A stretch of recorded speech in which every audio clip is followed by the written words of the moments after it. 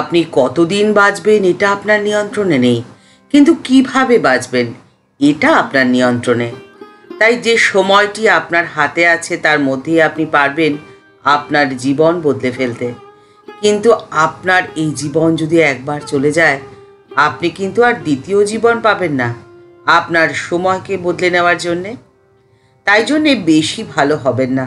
বেশি ভালো হলে জীবনে আপনাকে বেশি দুঃখ পেতে হবে। আপনি যত নরম হবেন আপনার উপরে আঘাত ততটাই বেশি হবে। আপনাকে হতে হবে লোহার মতো শক্ত।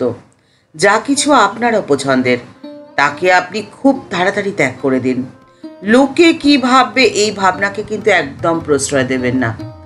আপনি যদি এই ভাবনাকে একবার প্রশ্রয় দিতে শুরু করেন তাহলে পরিশেষে পস্তাবেন আপনি।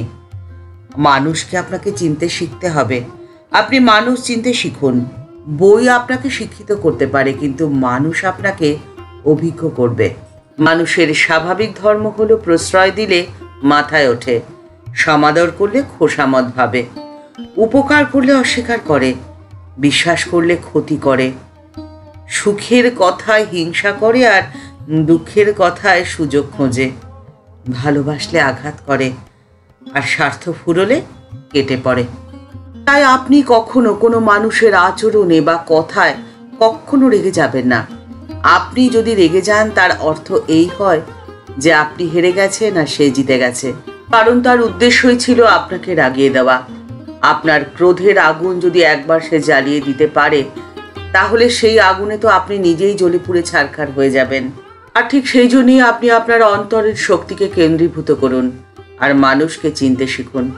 কিন্তু আপনার মনকে আপনি কিভাবে কেন্দ্রীভূত করবেন সে পথের সন্ধান রয়েছে ঠাকুর মা ও স্বামীজির ভাব ও আদর্শে।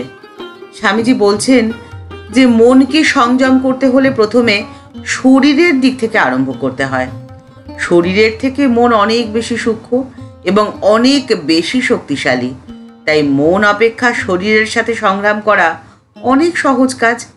আর এই কাজটি করতে হবে আপনাকে বিশ্রামের মধ্যে দিয়ে। শুনতে অবাক লাগছে, আশ্চর্য লাগছে, কিন্তু এই পথের কথাই বলেছেন স্বামীজি। আপনাকে খুব ভালোভাবে বিশ্রাম নিতে হবে। কিন্তু কিভাবে বিশ্রাম নেবেন?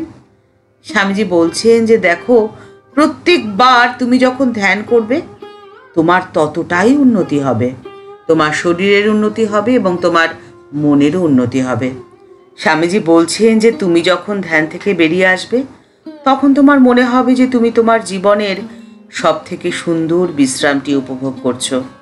তোমার শরীর যন্ত্রকে ঠিক ঠিক বিশ্রাম দেওয়ার একমাত্র উপায় হলো ধ্যান। এরকম বিশ্রাম তুমি গভীরভাবে ঘুমোলেও পাবে না। গভীরভাবে যখন তুমি ঘুমাও তখনও দেখবে তোমার মন লাফালাফি করছে, মন নানান রকম স্বপ্ন দেখে। কিন্তু ধ্যানের ওই কয়েকটি মিনিট এর মধ্যেই তোমার মস্তিষ্ক প্রায় থেমে যাবে। তাই ধ্যানের সময় আমাদের সব থেকে বেশি নিখুঁত বিশ্রাম হয়। স্বামীজি তাই তার শিষ্য এবং শিষ্যাদেরকে বলে গেছেন যে যতই ব্যস্ত থাকো না কেন প্রত্যেক দিন নিয়ম করে ধ্যানের অভ্যাস করো। এমনকি অল্প সময়ের জন্য হলেও, ধরো কয়েক মিনিটের জন্য তোমাকে ধ্যান করতেই হবে। যদি অন্য কোনোভাবেই তুমি সময় না পাও তাহলে বাথরুমে গিয়েও তুমি ধ্যান করতে পারো। স্বামীজি বলছেন যে ধ্যানের মানে কি জানো?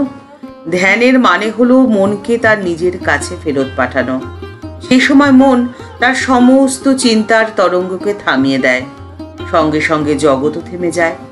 কিন্তু তোমার চেতনা ধ্যানের সময় প্রসারিত হয় সব থেকে বেশি। আধ্যাত্মিক সাধনায় স্বামীজি সবসময় ধ্যানকে বিশেষ গুরুত্ব দিয়ে গেছেন। ধ্যান সম্পর্কে স্বামীজি বলছেন যে আধ্যাত্মিক জীবনে ধ্যানই মানুষকে সব থেকে বেশি সাহায্য করে। জগতের যে কোনো ধর্ম, সেখানে ধ্যানের ওপরে সব থেকে বেশি জোর দেওয়া হয়েছে। মনের এই ধ্যানের অবস্থাকেই যোগীরা উচ্চতম অবস্থা বলে ঘোষণা করে গেছেন। অন্য সমস্ত কিছুর থেকে ধ্যানই আমাদের সত্যের সব থেকে কাছাকাছি নিয়ে আসে। সত্যের সংস্পর্শে আসতে গেলে ধ্যানই হলো একমাত্র মাধ্যম। ধ্যানের শক্তির সাহায্যে তুমি অসম্ভবকে সম্ভব করতে পারো। তুমি যা চাও তুমি তাই পেতে পারো। তুমি ভালো এবং খারাপের মধ্যে পার্থক্য করতে পারো ধ্যানের শক্তিতে। তুমি সত্যি এবং মিথ্যার মধ্যে প্রভেদ করতে পারবে, তার জন্য প্রয়োজন ধ্যানের শক্তি। তোমার চারপাশে যত মানুষ রয়েছে তার মধ্যে কে সুজন আর কে দুর্জন, মানুষ চিনতে সাহায্য করতে ধ্যানের শক্তির অত্যন্ত প্রয়োজন। ধ্যানের শক্তির সাহায্যেই তুমি মানুষ চিনতে পারবে। মানুষ চেনার এক অদ্ভুত ক্ষমতা ছিল ঠাকুর শ্রী রামকৃষ্ণ পরমহংসদেবের মধ্যে। সে প্রসঙ্গেই একটি ঘটনা আপনাদের সাথে এখন শেয়ার করে নিলাম। ঠাকুরের এক ভক্ত কালীপদ, তার বোন মহামায়া দেবী, তিনি প্রতিবেশী কিছু মহিলাদের সাথে নিয়ে দক্ষিণেশ্বরে আসলেন। সময়টা 1884 সালের নভেম্বর মাস। দক্ষিণেশ্বরে আসার উদ্দেশ্য দুটি, প্রথম মায়ের পুজো দেওয়া এবং দ্বিতীয় ঠাকুরের সাথে দেখা করা। যেহেতু তারা মায়ের পুজো দেবেন তাই তারা সকলেই উপবাসে রয়েছেন। মায়ের পুজো দেওয়ার পর তারা যখন ঠাকুরের কাছে আসলেন, ঠাকুর তাদের মুখ দেখেই বুঝে গেলেন যে তারা প্রত্যেকেই উপোস করে রয়েছেন। সকাল থেকে কিচ্ছুটি তাদের পেটে পড়েনি। ঠাকুর তাদের দেখেই তার সেবককে বললেন তাদেরকে ফল মিষ্টি দিতে। ঠাকুরের কথা শুনে তারা তো বিস্মিত। তখন তারা বুঝতে পারলেন যে ঠাকুর অন্তর্যামী। ঠাকুর তাদেরকে বললেন, দেখো গো, ঠাকুর থানে আসো বা বাড়িতেই পুজো করো, নিরম্ব উপবাস কখনো করে থাকবে না, কারণ নিরম্ব উপবাস করে যে থাকতে নেই। ঠাকুর স্নেহ মাখা সুরে তাদেরকে বলছেন, অন্তত একটু চিনির পানা বা মিষ্টি খেয়ে জল মুখে দেবে, কারণ জানো তো আমি মেয়েদের উপবাসী দেখতে পারি না। তারপরেই ঠাকুর জয় মা বলে পায়চারি করতে লাগলেন। এর কিছুদিন আগের কথা, ঠাকুর একদিন ঘোড়ার গাড়ি চেপে শ্যামপুকুর স্ট্রিট দিয়ে দক্ষিণেশ্বরে ফিরছিলেন। পথে হঠাৎ ঘোড়ার গাড়ির চালককে বললেন গাড়িটিকে একটু দাঁড় করাতে। সামনে ছিল কালীপদর বাড়ি। কালীপদর বাড়ির দিকে তাকিয়ে ঠাকুর একদৃষ্টে তাকিয়ে রইলেন। সেই সময় কালীপদর বোন মহামায়া দেবী, তিনি বারান্দায় দাঁড়িয়েছিলেন।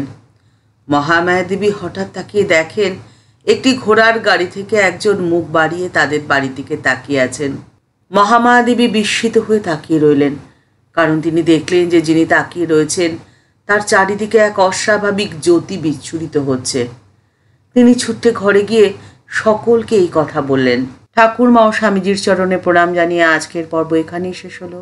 দেখা হচ্ছে পরের একটি নতুন পর্বে।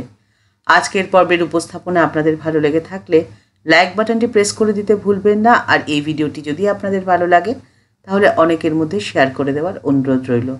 আপনি যদি এই চ্যানেলে নতুন এসে থাকেন তাহলে চ্যানেলটিকে সাবস্ক্রাইব করে বেল বাটনটি ক্লিক করে দিয়ে অল বাটনটিতে ক্লিক করে দিতে পারেন। তাহলে এই চ্যানেলে ভিডিও আপলোড হলে আপনার কাছে সবার প্রথমে নোটিফিকেশনটি চলে যাবে। সবাই ভালো থাকবেন, সুস্থ থাকবেন। দেখা হচ্ছে পরের একটি নতুন পর্বে। নমস্কার।